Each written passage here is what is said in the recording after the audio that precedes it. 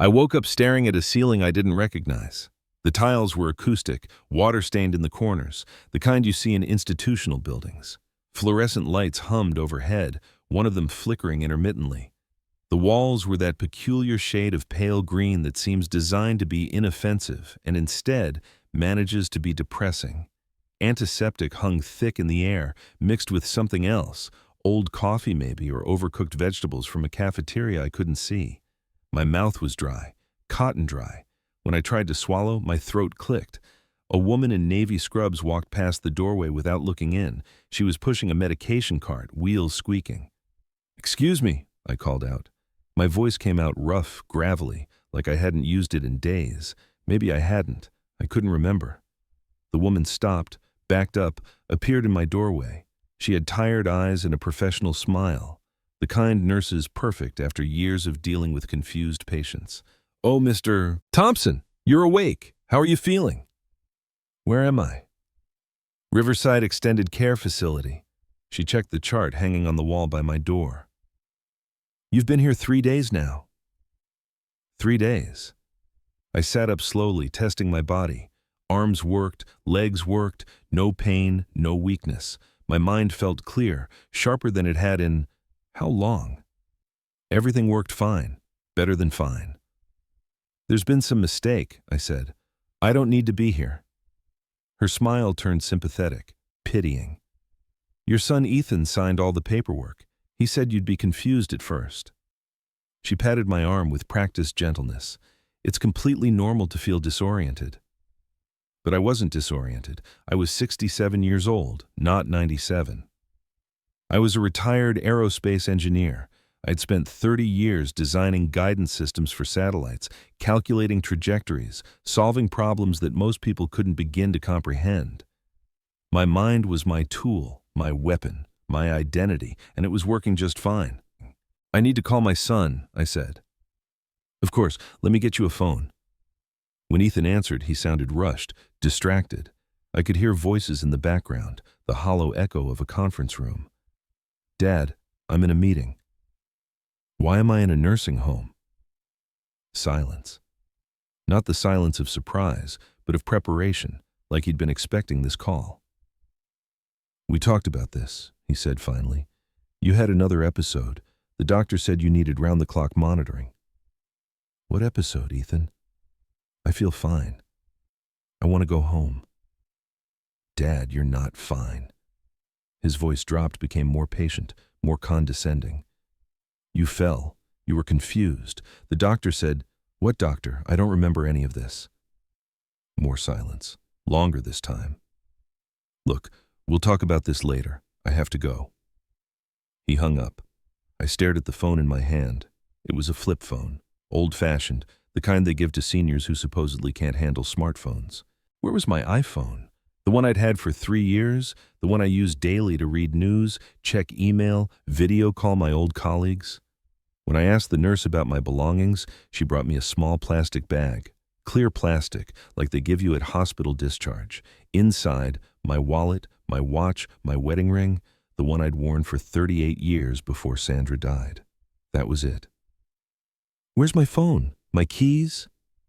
"Your son took them." She said it casually, like it was the most natural thing in the world. "He said you kept calling people and getting confused, worrying your neighbors." That was a lie. I wasn't confused. I didn't call people in the middle of the night. I didn't worry my neighbors. I lived a quiet, orderly life. I read engineering journals. I worked on my house, the house I'd built with my own hands in 1985, right after Sandra's diagnosis, when we knew we needed to make every moment count. Something was very wrong. I spent the next 2 days observing, playing along. Taking the medications they gave me, mild sedatives, I realized later, meant to keep residents compliant and drowsy. I attended the group activities, chair exercises at 10, bingo at 2, dinner in the common room at 5:30. I smiled at the staff. I didn't complain, and I watched. Riverside Extended Care wasn't a terrible place.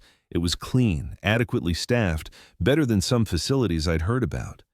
But it was for people who needed full-time care, people in wheelchairs with blankets over their legs, people with advanced dementia who called out for mothers who'd been dead for 40 years. People at the end of their lives, waiting. I didn't belong here.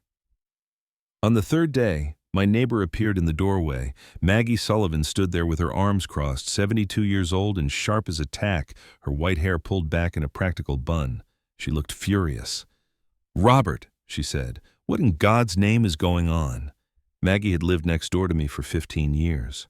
We'd watched each other's houses during vacations, argued about politics over morning coffee, traded garden vegetables in summer. She was one of those people who notice things, a retired librarian with a memory like a steel trap and a bullshit detector that never failed. Right now, that detector was going off like a fire alarm. "Ethan came by last week with a moving truck," she said, sitting in the chair beside my bed. "He told me you'd had a stroke, said you were going to live with him while you recovered." Her eyes narrowed. "Now I find out you're here, and when I tried to call you, Ethan said you couldn't have visitors yet, that you needed time to adjust." Moving truck. My hand started shaking. I gripped the armrests of the chair to hide it. "They cleared out your house," Maggie continued. "Furniture, boxes, everything. I asked Ethan what he was doing with your things. He said he was putting them in storage until you were ready. Said it was better to have the house empty so it could be maintained properly." Empty. My house. The house where Sandra and I had cooked dinner together every night, where she'd gotten weaker and weaker until I'd carried her up to bed because she couldn't manage the stairs. The house where I'd raised Ethan as a single father after she died, teaching him to ride a bike in the driveway, helping him with calculus homework at the kitchen table. 40 years of memories. "Maggie," I said quietly, "I need your help. Can you bring me a pen and paper? And don't tell Ethan you visited." She understood immediately. Maggie always did. "I'll be back this evening," she said, "with supplies." That night, after the facility lights dimmed and most residents were asleep, I sat in the small circle of lamplight and started making notes. Everything I could remember. The dizzy spell, that was real. I'd been standing in the kitchen making coffee when the room tilted. Not badly, just enough to make me grab the counter. It passed in a few seconds. Ethan had called that afternoon. I'd mentioned it casually. The next day, he'd insisted I see a doctor. Not my regular physician, Dr. Harrison, who'd treated me for 20 years. A different doctor, Dr. Philip Reynolds. "He's a specialist, Dad. Better to be safe." I'd gone to the appointment. I remembered that much. Dr. Reynolds had been professional, thorough, blood pressure slightly elevated, nothing alarming. He'd written a prescription, something to help with the dizziness, he'd said. Take one in the morning, one at night. I'd started taking the pills, and then fog. My memory got fuzzy after that, disconnected. I remembered Ethan visiting more often, being concerned. I remembered feeling tired, sleeping more. The days blurred together. I didn't remember signing any paperwork. I didn't remember agreeing to go to a facility. I didn't remember anything about being committed here. What had been in those pills? Maggie came back with more than paper. She brought her laptop. "Before you ask, yes, I know how to use this thing," she said, opening it on the overbed table. "My grandkids taught me years ago. I'm on Facebook and everything." Despite everything, I almost smiled. She pulled up the county property records website. My hands were shaking again as I typed my address, 1247 Oakwood Drive. The page loaded. Owner, Ethan Thompson, sale. Date October 8th, 2024, sale. Price, $615,000. I stared at the screen, read it again, then again. My house had been sold. My son had sold my house. "Robert?" Maggie's voice came from very far away. "Are you all right?" I wasn't all right. The number glowed on the screen, $615,000. The market value was closer to $850,000. He'd sold it below value, sold it fast. "That's not possible," I heard myself say. I would never. "Did you give Ethan permission to sell your house?" "No, absolutely not." "Could he have power of attorney?" "I never signed power of attorney over to anyone." But even as I said it, doubt crept in. Those foggy days. Had I signed something? Had I been so medicated that I'd agreed without understanding? No, I wouldn't. Not the house, not Sandra's house. Maggie was watching me carefully. not with pity, but with the same analytical look she'd used to evaluate reference materials at the library. "Robert, I have to ask this. Are you sure you're thinking clearly right now? I need to know if I'm helping you or enabling confusion." "Test me," I said immediately. "Ask me anything." She did. Math problems, quadratic equations, compound interest calculations, current events, the last election, recent Supreme Court decisions, family history, Sandra's maiden name, the year we got married, Ethan's birthday, my career history, neighbors' names, street addresses, the year I'd built the house. I answered everything correctly. "Then we need to get you out of here," Maggie said. "And we need a lawyer." But the next morning, before Maggie could set anything in motion, Ethan came. He wasn't alone. The woman with him was in her mid-30s, attractive in that carefully constructed way. Perfect makeup, designer clothes that screamed expensive taste. Her hair was styled in soft waves, her nails manicured. She looked like she'd walked out of a real estate magazine, which, I would later learn, wasn't far from the truth. "Dad," Ethan said, and something in his voice was different, nervous, guilty. "This is Jessica Morrison, my fiancée. I wanted you two to finally meet." Fiancée. Ethan had mentioned dating someone about 6 months ago, but he'd been vague about details, never brought her around. I'd assumed it was casual, nothing serious. Now I understood why he'd kept her hidden. Jessica smiled warmly, extending her hand. "Mr. Thompson, Ethan has told me so much about you. I'm so sorry about your condition." "My condition?" "The dementia," she said, glancing at Ethan. "It must be so frightening, not being able to remember things clearly." "I don't have dementia." Ethan's jaw tightened. "Dad, please, don't make this harder." "Make what harder?" "Dr. Reynolds documented everything." Ethan pulled out a folder I hadn't noticed he was carrying.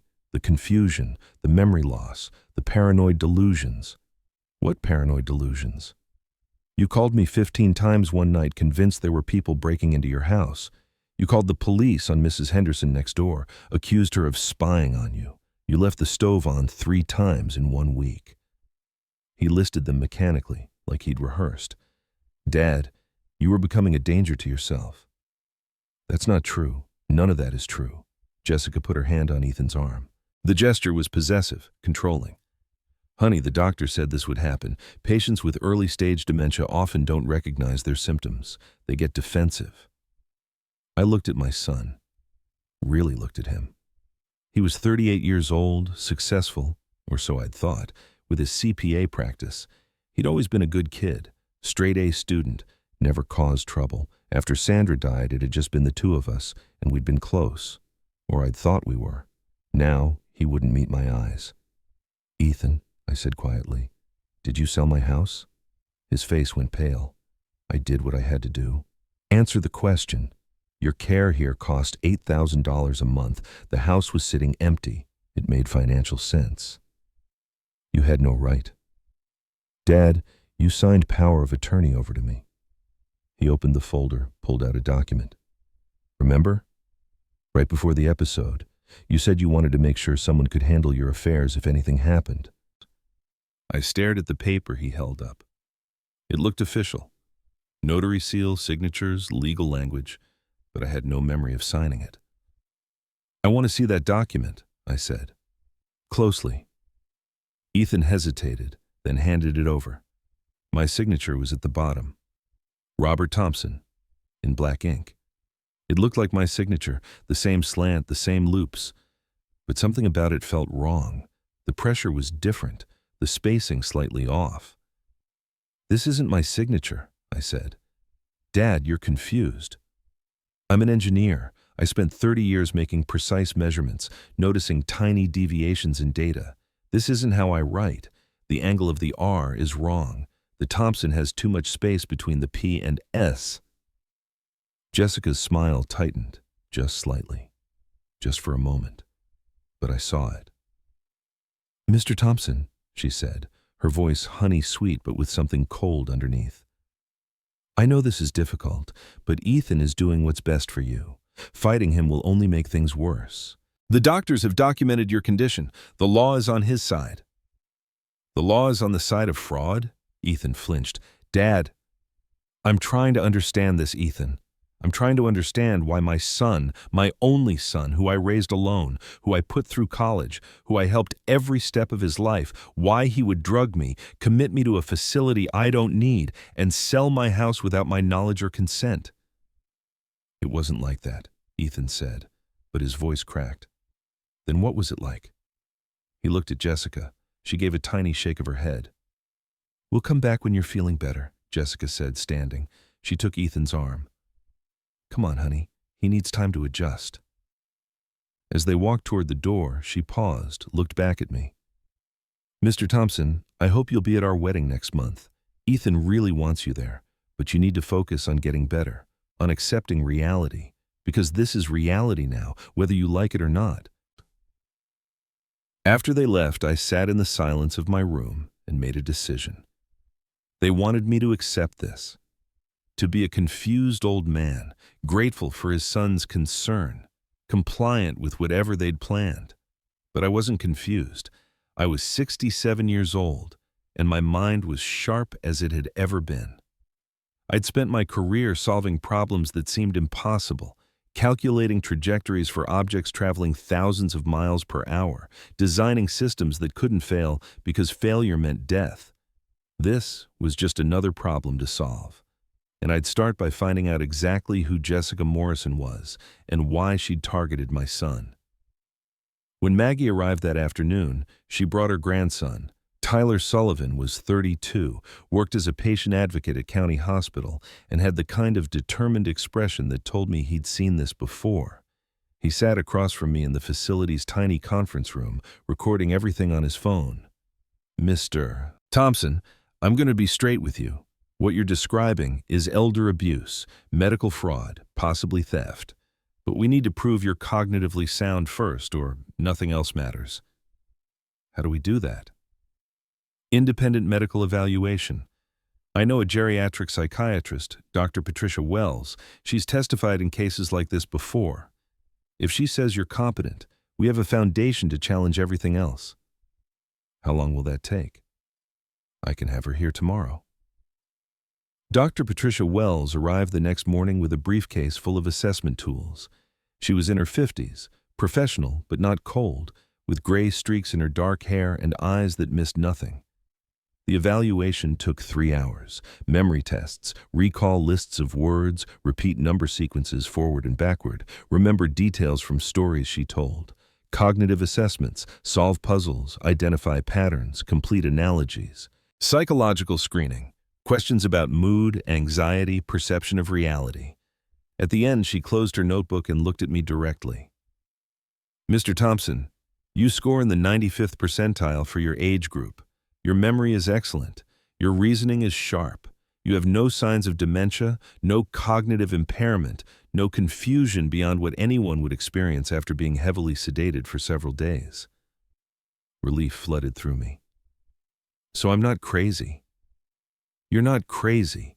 You're not confused, and you don't belong in this facility. She leaned forward. But here's what concerns me. I ran a basic blood panel with your permission.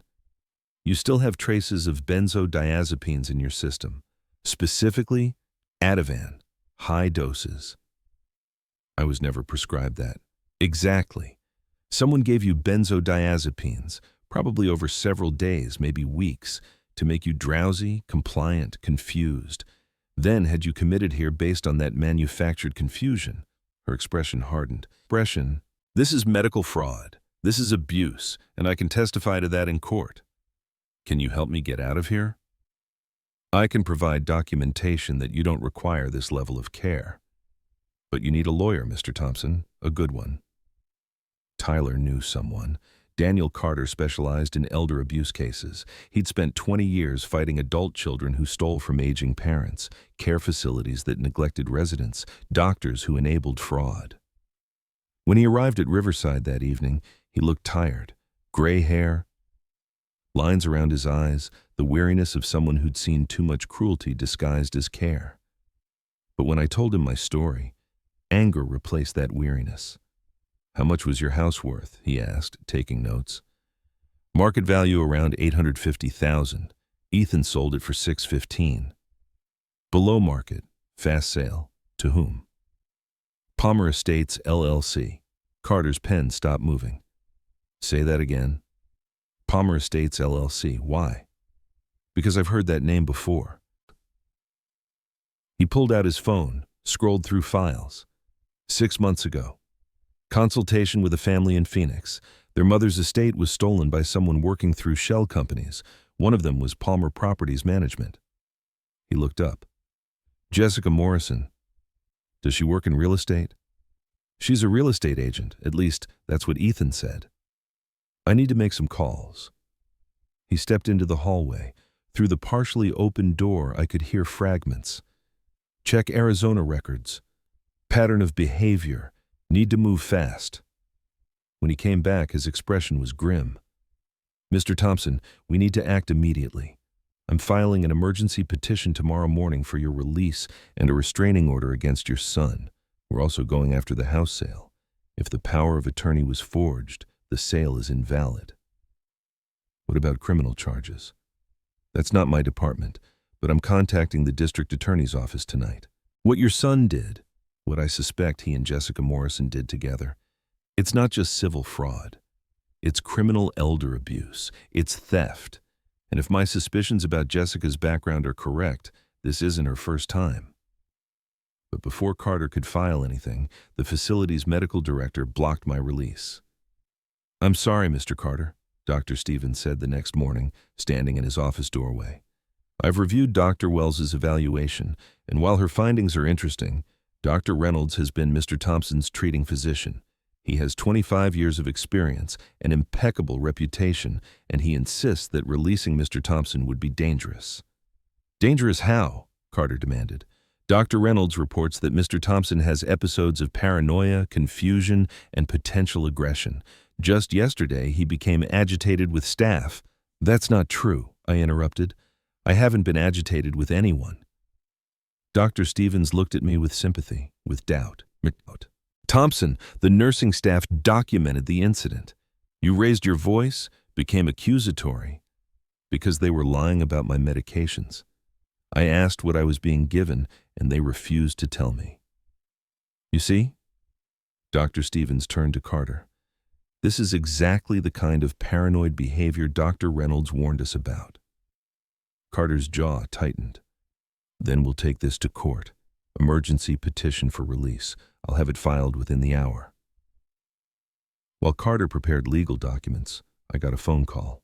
Not from Ethan, from someone who claimed to be helping. Mr. Thompson? The voice was female, nervous. My name is Linda Martinez. I'm a nursing supervisor here at Riverside. I know what they did to you. My pulse quickened. What do you mean?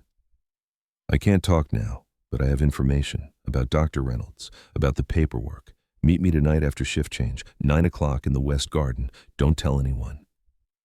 She hung up before I could respond. I told Carter and Maggie anyway. It could be a trap, Carter warned. Or it could be exactly what we need, an inside witness. I'll be there, hiding nearby. If she's legitimate, we record everything. If it's a setup, we document that too. At 9 o'clock, I waited on a bench in the facility's small garden. The air was cool, carrying the scent of dying flowers, October in its final days. A woman approached, short, heavy-set, wearing scrubs, Linda Martinez, according to her name tag. Mr. Thompson? She sat down, not looking at me. I shouldn't be doing this. I could lose my job. What do you know about what happened to me? Dr. Reynolds, he doesn't work alone. A woman came to see him 3 months ago, offered him money to sign commitment papers for patients who didn't really need care. Not many, just specific ones where families wanted it. Jessica Morrison? Linda nodded. She's done this before. Other facilities, other states. She finds elderly people with assets, gets close to family members, manipulates them into committing their parents, then sells their property. Why are you telling me this? Because my mother is 78. If someone did this to her, her voice cracked. It's wrong. It's evil, and I'm done being quiet about it. Will you testify? In court. She hesitated. Long enough that doubt crept in. Then, yes, I will. But I need protection. Jessica has connections. She's dangerous. Carter stepped out from the shadows. Ms. Martinez, I'm Daniel Carter, Mr. Thompson's attorney. If you're willing to testify, I can arrange for witness protection, help you find another job, whatever you need. Linda looked startled, then relieved. Thank you. I'll testify. I'll tell them everything. While Carter built the legal case, he'd also hired a private investigator. The report came back 3 days later, and it was damning. Jessica Morrison had lived in Phoenix, Arizona 2 years ago under the name Jessica Palmer. She'd been involved in a case remarkably similar to mine. An elderly widow named Dorothy Hayes had signed power of attorney over to her son after he'd started dating Jessica. The son sold his mother's house. Mrs. Hayes's other children sued. Jessica's name was all over the documents. But here's what made my blood run cold. The case was settled out of court for $150,000. 6 months after the settlement, Dorothy Hayes died in a single-car accident. Her brake lines had failed. Police ruled it an accident. Mrs. Hayes was 83, could have forgotten to maintain her vehicle. But her children suspected foul play. No proof, no charges, case closed. Jessica had moved to California 3 months later. There's more, Carter said, sliding another document across the table. We were in his office now, surrounded by case files and legal books. I had the investigator look into Ethan's finances. I didn't want to know, but I had to. Your son has gambling debts, $240,000. The room tilted. What? Casino loans, private lenders. He's been in trouble for about 4 months. There are documented threats, emails, phone calls, people demanding payment. Ethan doesn't gamble. He's always been responsible with money, careful.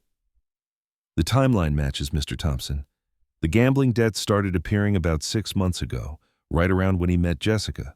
Then, 4 months ago, the threats started getting serious. 3 months ago, Jessica approached Dr. Reynolds. 2 months ago, you had your dizzy spell. 1 month ago, you were committed. 2 weeks ago, your house was sold. I closed my eyes, saw my son, my boy, not as a villain, but as a victim.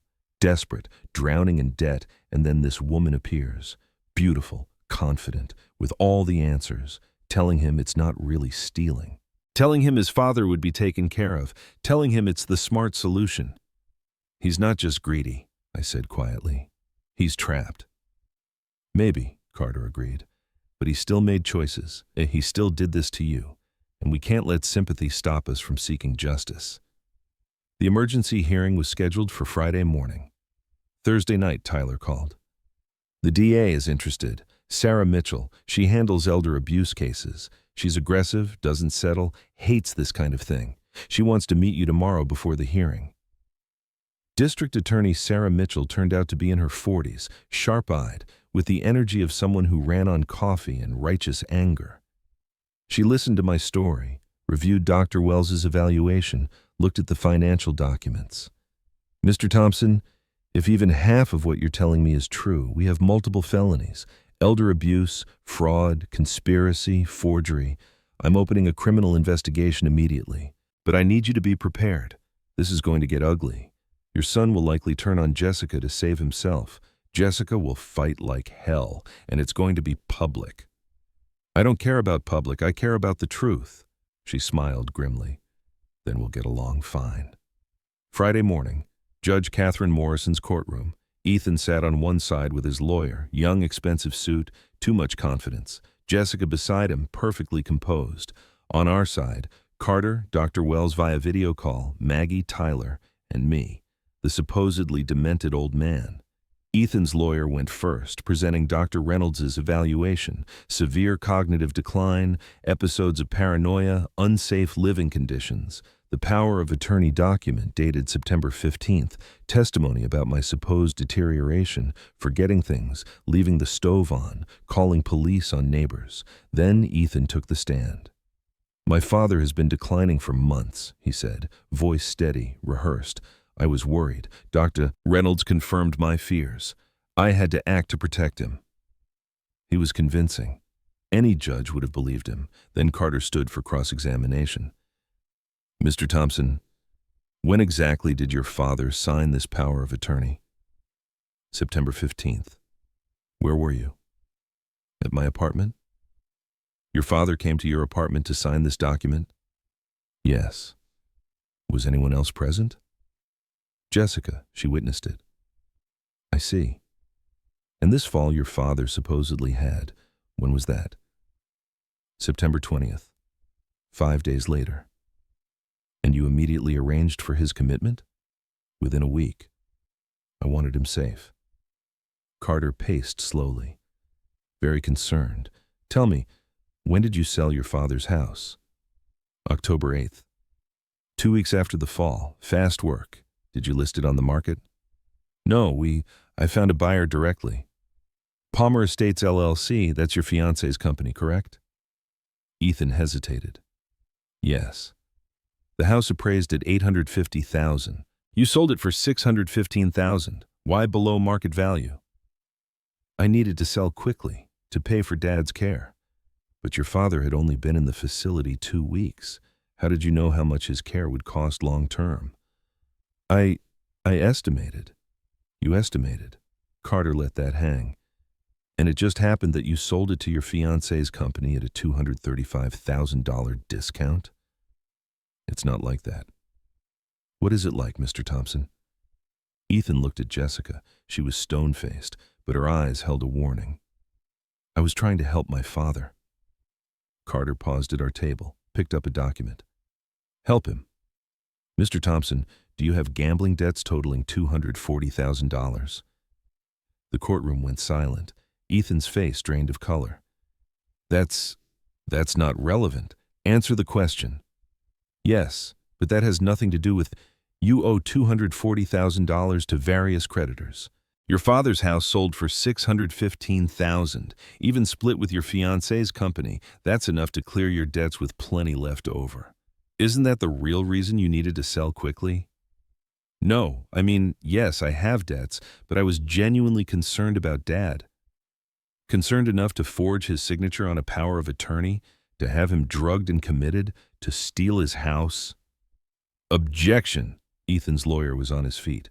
Counsel is making allegations without evidence. Then let's talk about evidence, Carter said. Dr. Wells, can you tell the court about the benzodiazepines you found in Mr. Thompson's system? Dr. Wells, appearing on the courtroom monitor, testified about the drugs, the cognitive testing, my perfect scores. In my professional opinion, Mr. Thompson does not require facility care. He is cognitively sound, physically healthy, and fully capable of independent living. Then why was he committed? Based on the evidence, I believe he was drugged and committed fraudulently. The judge turned to Ethan's lawyer. Do you have rebuttal? We called Dr. Philip Reynolds. Dr. Reynolds took the stand looking nervous, sweating despite the cool courtroom. Under Carter's cross-examination, he admitted he'd only seen me once, for 15 minutes, based his diagnosis entirely on Ethan's reports, never ran cognitive tests, never did a full medical workup. Dr. Reynolds, Carter said quietly, how much did Ethan Thompson pay you for that evaluation? You received $5,000 in cash from Ethan Thompson on September 18th, didn't you? That was a consultation fee, a $5,000 cash payment for a 15-minute appointment. Dr. Reynolds said nothing. Judge Morrison removed her glasses, and I saw real anger in her expression. Then Carter played his final card. Your Honor, we have one more witness. Someone who can testify about the systematic fraud involved in this case. Call your witness. We call Linda Martinez, nursing supervisor at Riverside Extended Care Facility. Linda walked to the stand, was sworn in, and I felt something like relief. Finally, an inside witness. Someone who could confirm Jessica's pattern, Dr. Reynolds' corruption, the whole conspiracy. Carter began his questions. Ms. Martinez, how long have you worked at Riverside? 5 years. And in that time, Have you observed instances of patients being admitted who didn't require facility care? Yes. Can you tell the court about Mr. Thompson's case? Linda looked at me, and something in her expression made my stomach drop. Mr. Thompson has been difficult since admission. He's often agitated with staff, makes accusations, refuses to cooperate with care. He's exactly the kind of patient Dr. Reynolds warned us about. Paranoid, combative, unable to recognize his own cognitive decline. I couldn't breathe. Carter's face went white. Ms. Martinez, that's not what you told us in the garden. I never spoke to you in any garden. Her voice was steady, practiced. I don't know what you're talking about. You said you'd testify about Jessica Morrison, about Dr. Reynolds accepting payments. I've never met anyone named Jessica Morrison, and Dr. Reynolds is a respected physician who's admitted dozens of patients to our facility over the years. If Mr. Thompson's son paid for a medical evaluation, that's standard practice. She was lying. Every word was a lie. And I could see it in her eyes. Triumph, satisfaction. Jessica had gotten to her, paid her more, or threatened her, or both. Carter scrambled. Your Honor, this witness previously gave a statement. Do you have that statement in writing, Mr. Carter? It was a verbal conversation, but then it's hearsay. Ms. Martinez's testimony stands. Linda Martinez stepped down from the witness stand, looked directly at me, and smiled. Judge Morrison called a 15-minute recess. Carter pulled me into a side conference room, his face tight with frustration. She played us. Jessica got to Linda before we could protect her, probably offered her more money than we ever could, or threatened her family. So we lost, I said. Not yet. He was already on his phone. Tyler, I need you to pull Linda Martinez's financial records for the last 72 hours. Bank deposits, cash transactions, anything. Judge Morrison needs to see this wasn't a spontaneous testimony. It was bought. Maggie sat beside me, took my hand. Robert, even if we lose this hearing, we keep fighting. Criminal charges, civil suit, everything. But I was tired. So tired. This was my son on the other side of that courtroom. My son who'd shared my last name, my home, my life. And he was letting this happen. 5 minutes, a bailiff called. We filed back in. Ethan wouldn't look at me. Jessica sat perfectly still, that small smile playing at her lips. Carter stood. Your Honor, I request permission to recall Linda Martinez for additional cross-examination. On what grounds? New evidence regarding her credibility. Judge Morrison looked skeptical, but nodded. Make it quick, Mr. Carter. Linda returned to the stand, still composed, still confident. Carter held up his phone. Ms. Martinez, do you bank with California Federal Credit Union? Her eyes flickered. Yes. And did you receive a deposit of $15,000 into your account on Wednesday evening at 6:47 p.m.? The courtroom went still. I don't know, I'd have to check. Allow me to help.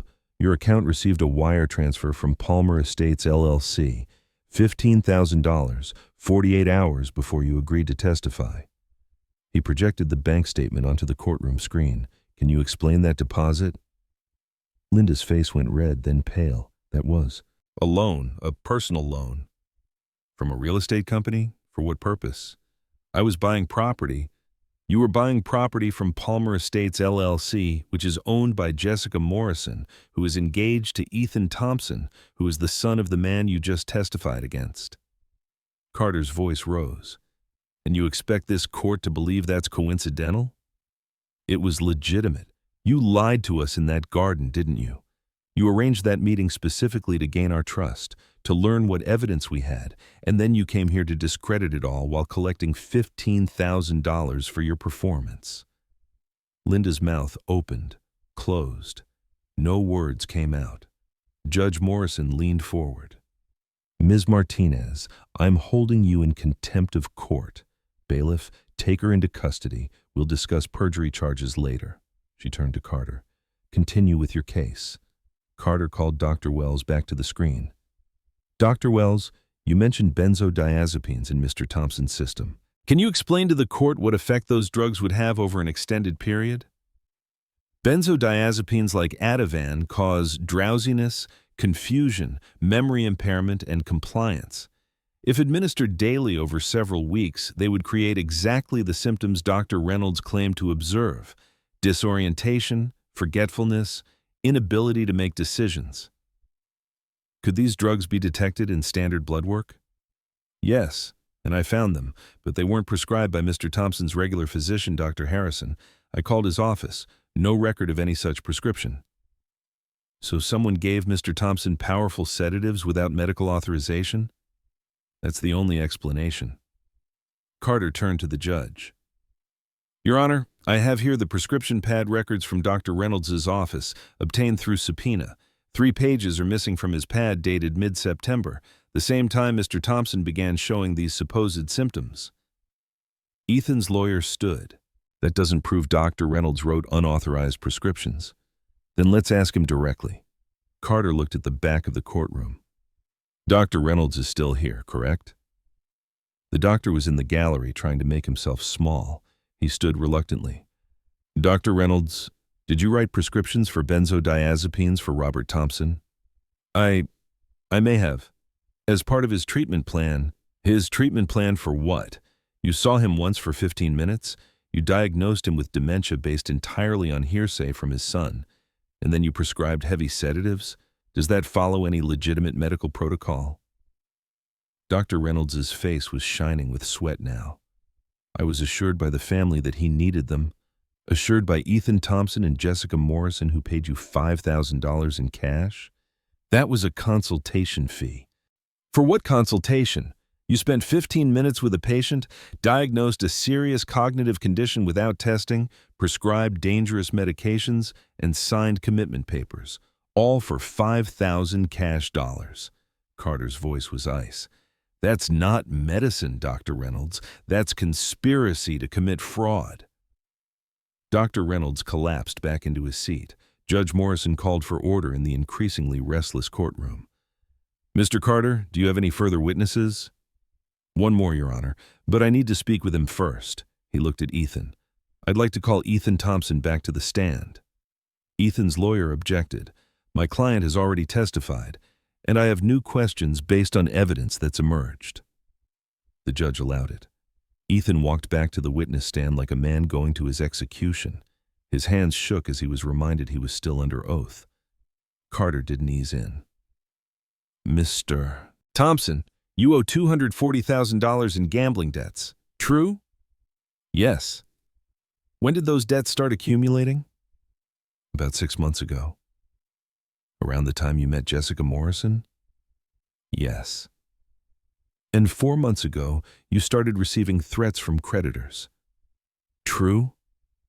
Ethan's voice was barely audible. Yes. What kind of threats?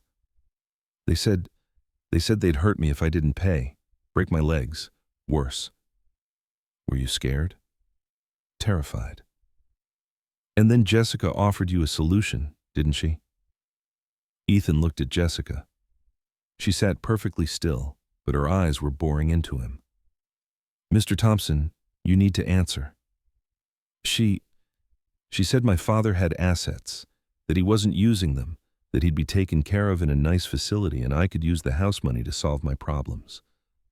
Tears started rolling down his face. She made it sound reasonable, like I was helping him, like it was just smart financial planning.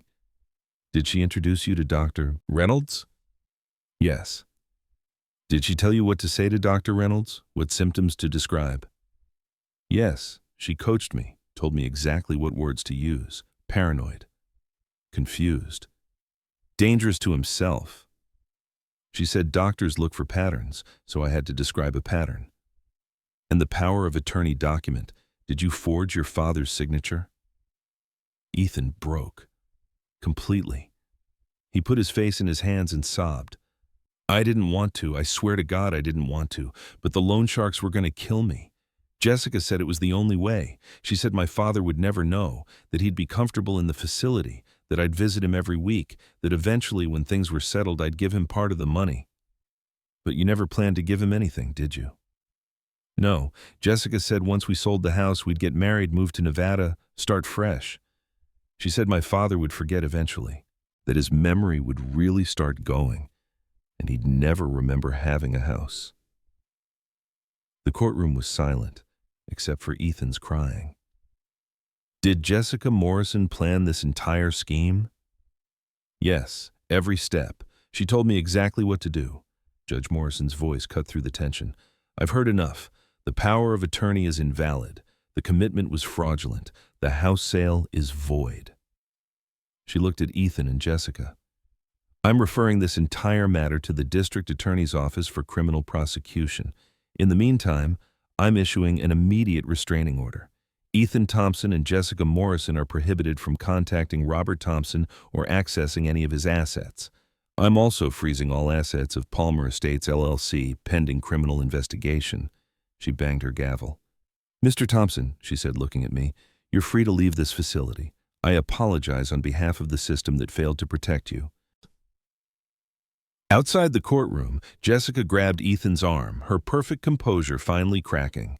This is your fault. You said he wouldn't fight back. You said he was confused. You said it would be easy. You thought once we had the house he couldn't do anything. You thought he was just a confused old man. She saw me watching and her expression went cold with calculation. You'll never get that house back. I'll drag this through court for years. By the time you die of old age, you'll have spent more on legal fees than the house is worth. Maybe, I said quietly, but you'll spend the same amount defending yourself against criminal charges, and Ethan's testimony just handed the DA everything she needs. Jessica's eyes narrowed. For a moment, I saw the real person behind the beautiful mask, cold, calculating, predatory. This isn't over, she said. But it was. District Attorney Sarah Mitchell moved with frightening efficiency. Within 2 weeks, she had built an airtight case. Multiple charges: elder abuse, fraud, conspiracy to commit fraud, forgery, filing false medical documents. The evidence was overwhelming. Bank records, testimony, forged signatures, the whole conspiracy laid bare. Dr. Reynolds, facing his medical license and potential prison time, took a plea deal. He agreed to testify against Jessica and Ethan in exchange for probation and permanent license revocation. His testimony was devastating. He described how Jessica had approached him 3 months before my dizzy spell, offering cash to sign commitment papers for specific patients. She'd done her research, found a doctor with gambling debts of his own, someone desperate enough to compromise his ethics. She knew exactly who to target, he told the prosecutor. She studied people's vulnerabilities and exploited them. Ethan's plea deal came next. He would testify against Jessica in exchange for a reduced sentence, 18 months in prison, 5 years probation, $100,000 in restitution to me, and permanent surrender of his CPA license. The day before he was sentenced, he asked to see me. We met in a conference room at the courthouse with Carter present. Ethan looked like he'd aged 10 years, hollow-eyed, thin, broken. Dad, I'm so sorry. I know that doesn't mean anything now, but I am. I didn't respond immediately. Couldn't. Jessica, she made it sound so reasonable, like I was protecting you, but I knew. Deep down I knew it was wrong, and I did it anyway because I was scared, because I'm weak. He was crying again. I'm going to do my time. I'm going to lose everything, but please, please can we rebuild someday, after I've paid for what I did? Rebuild what, Ethan? Our relationship, father and son. I looked at this man who shared my blood, who I'd raised alone after Sandra died, who I'd loved unconditionally for 38 years. I love you, I said. I will always love you. You're my son, but I don't trust you, and I don't know if I ever will again. Trust isn't rebuilt with words or wishes. It's rebuilt with years of consistent actions, and I'm 67 years old. I might not have years left. So that's it? You're just done with me? For now, yes. He cried then, deep, wrenching sobs. And maybe they were genuine. Maybe he really did feel remorse. But remorse doesn't undo what was done. Jessica's trial was longer, more complex. She pleaded not guilty, claimed Ethan had acted alone, painted herself as an innocent fiancé caught in her partner's crime. Her lawyer was expensive, polished, aggressive. But Sarah Mitchell was better. She called James Hayes from Phoenix to testify about his mother, Dorothy Hayes. The pattern was identical: befriend family member, isolate victim, manipulate the sale of property. She presented financial forensics showing multiple shell companies, money laundering, systematic fraud. She brought in a handwriting expert who testified about the forged power of attorney, and then she presented her final piece of evidence. Your Honor, during our investigation into Ms. Morrison's past, we reopened the case of Dorothy Hayes's death. The original accident investigation was cursory. We had the vehicle re-examined by forensic experts. She projected photos onto the courtroom screen. A car, brake lines, close-up details. The brake lines showed clear evidence of tampering, cuts made with a tool, then partially reconnected to fail under pressure. Mrs. Hayes died when her brakes failed on a mountain road. We also recovered deleted text messages from Ms. Morrison's phone from that time period. She read them aloud. Problem solved. Old lady won't be an issue anymore.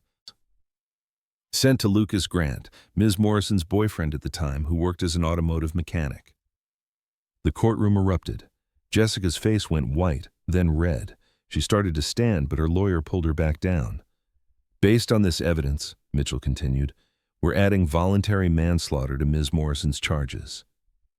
The jury deliberated for 5 hours. When they returned, the forewoman stood and read the verdicts. Count 1, elder abuse of Robert Thompson, guilty. Count 2, fraud, guilty. Count 3, conspiracy to commit fraud, guilty. Count 4, forgery, guilty. Count 5, voluntary manslaughter in the death of Dorothy Hayes, guilty. Guilty on all counts. Jessica's perfect composure finally shattered. She started screaming at the jury, at the judge, at Ethan in the gallery. You're all idiots. That old man had more money than he needed. I gave him purpose. I gave him... The bailiffs restrained her. Judge Morrison sentenced her 2 weeks later, 5 years for the elder abuse charges, 11 years for voluntary manslaughter, 3 years for fraud-related offenses. Sentences to run consecutively. 19 years total. Jessica Morrison would be 53 years old when she got out, if she got out. As they led her away in handcuffs, she turned and looked at me one last time. Not with anger or regret. With that same cold calculation, like she was already planning her next move, her next victim, her next con. Some people can't be reformed. They can only be stopped. 6 months later, the civil suit was settled. Palmer Estates LLC transferred my house back to me along with $200,000 in damages. The house had sat empty all this time. Jessica couldn't find buyers willing to deal with the clouded title. The day I got the keys back, Maggie drove me there. I stood on the sidewalk, looking at the house I'd built with my own hands 40 years ago. The paint was fading. The garden was overgrown. But the structure was sound. The foundation I'd poured. The walls I'd framed, the roof I'd shingled. Everything inside was gone: furniture, photos, the accumulated possessions of a lifetime. Ethan had sold most of it, thrown away the rest, but the house was still standing. I walked through the empty rooms, hearing echoes of the past. Sandra laughing in the kitchen, young Ethan running down the hallway. Our lives lived here, imprinted in the walls. You can rebuild, Maggie said softly beside me. Different, but yours. And I did. Over the next months, we went to estate sales and thrift stores. I bought secondhand furniture, hung new pictures, filled the kitchen with new dishes. Slowly, the house came back to life. Not the same house. That was gone forever. But a new version. A survivor's version. People asked me if I'd made the right choice. If I should have forgiven Ethan more easily. If family wasn't worth a second chance. My answer was always the same. Loving someone doesn't mean accepting abuse. Being family doesn't give someone the right to steal from you, to drug you, to treat you as less than human. Forgiveness might come someday, but it has to be earned, and it hasn't been. Not yet. Ethan served 14 months before being released on good behavior. He sent me a letter asking if we could meet.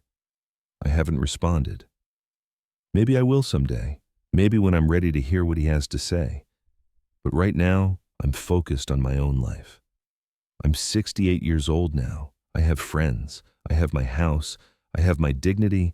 I have Maggie next door, who checks on me and brings me soup and argues with me about politics. And I have something else, the knowledge that I fought back, that I didn't accept what happened to me as inevitable or deserved, that I stood up to my own son and demanded accountability. Some people think family is everything, that blood is thicker than water, that you owe your children unlimited chances because you brought them into the world. I used to think that too. Now I know better. Family is what you make it, and sometimes the most loving thing you can do is set a boundary and enforce it, even when it breaks your heart. My name is Robert Thompson. I'm a 68-year-old retired aerospace engineer, and I'm the man who refused to be a victim in his own life. If you're in a similar situation, if someone in your family is manipulating you, stealing from you, treating your dignity as disposable simply because you're aging, please know this. You have rights. You have options. You have worth. And you have the strength to fight back. Don't let anyone tell you otherwise. Not your children, not their partners, not even the voice in your head that says you should forgive because they're family. Trust yourself. Protect yourself. And remember, surviving isn't enough. You deserve to thrive.